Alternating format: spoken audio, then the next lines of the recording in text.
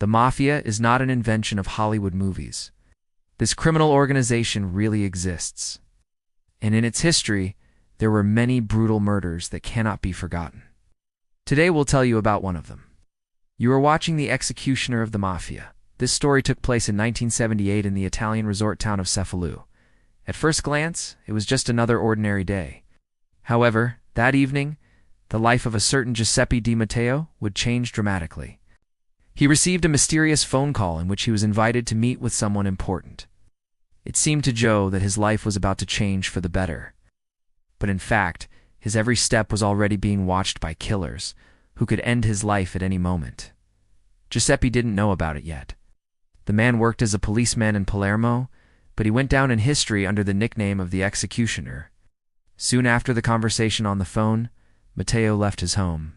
His wife, Vincenza, waved goodbye to her husband and went back into the house. She had no idea that she had said goodbye to him forever. A few minutes later, she heard a series of gunshots, but didn't think much of it. After all, what kind of sane person would shoot right next to the house? Meanwhile, Joseph had already reached the specified place.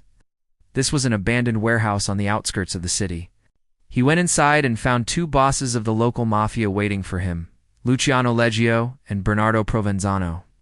The latter was sitting in a chair with his eyes covered with sunglasses. Of course, this did not prevent him from seeing the guest who entered the room. The meeting wasn't going to be friendly. Luciano began speaking first. He accused the police officer of leaking information about the mafia to the press. Of course, Matteo denied everything. He was even ready to take a polygraph test to prove his innocence. In response, Leggio ordered his men to tie up the policeman and put him on a chair. Then the most interesting part began. Provenzano leaned forward and asked if the officer wanted to know who had given the order to kill him. When Giuseppe nodded, the boss spoke. It was Bernardo himself. He pulled out a gun and shot the cop in the knee. The injured man screamed loudly. Apparently he felt excruciating pain. Then Luciano Leggio approached the chair and removed the injured leg from the ties. He threw it away to the side and said something into the phone. After the conversation, he came back to the chair and picked up the policeman's coat. He put it on the victim, saying that it would warm him up.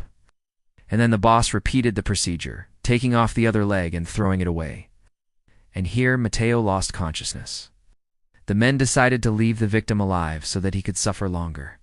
They put him in the back of a car and drove him to the hospital. The criminals thought that, in such a state, the officer would not survive. However, he still ended up being saved by doctors. But the trouble didn't stop there. On the way from the hospital to the police station, members of the mafia ambushed Matteo again. They wanted to make sure that the victim would not live to tell about everything he had seen and experienced. The criminals fired more than 20 shots at the police car. Fortunately, none of the bullets hit their target. However, when the policemen opened fire back at the attackers, they managed to injure one of them. The gangsters gave first aid to their comrade and retreated.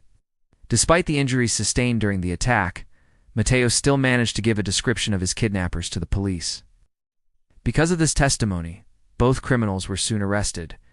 Despite the fact that the judge gave them long sentences, both of them were released on appeal. By the way, at that time, Italy was literally mired in corruption, so such a turn of events was quite expected. And Giuseppe Di Matteo had to wait several years for justice. In addition to the physical scars left by the bullets, the policeman suffered from psychological trauma. He developed neurasthenia and was tormented by nightmares.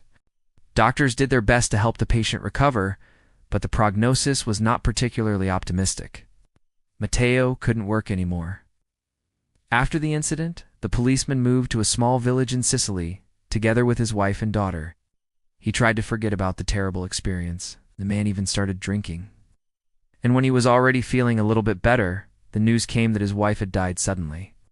It was a blow from which Giuseppe never recovered. He spent his last years alone. He still suffered from nightmares and constant pain in his legs. Although the attempt on his life happened 43 years ago, Matteo's relatives still can't find peace. They say that the memories of those events continue to torment them. And meanwhile, one of the bosses who ordered the assassination of the policeman lived for a long and happy life.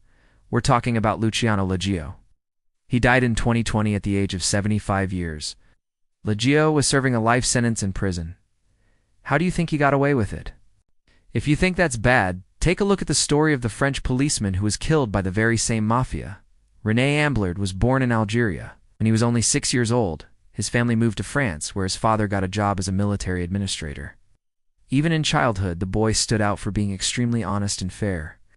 So it's no surprise that later he decided to become a policeman.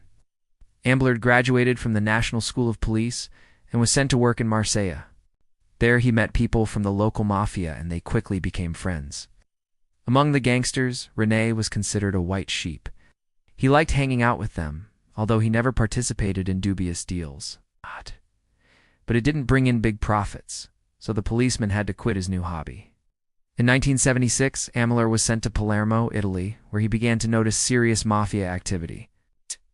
He even made a bet with his friends that if he manages to expose one of the bosses, they will give him a valuable painting in his honor. So the policeman began gathering compromising evidence against the criminals. But he didn't expect the mafia to find out about his undercover work.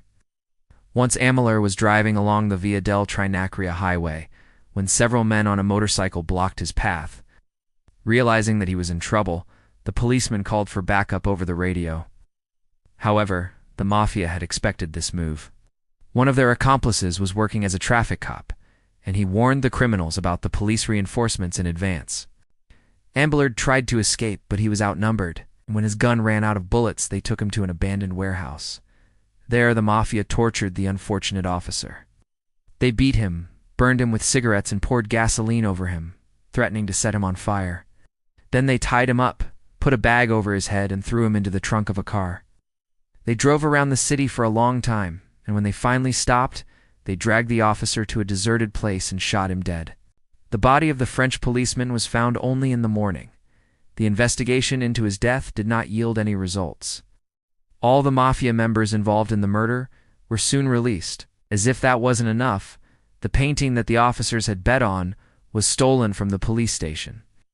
Over the years, the case was closed and reopened several times. In 2008, 4 men and 1 woman were finally convicted of killing the policeman. But by that time, the main culprit had already died. We hope that the relatives of these poor people were able to find peace. But you definitely haven't heard the most terrifying stories from the world of the mafia. Look at how they dealt with the traitor.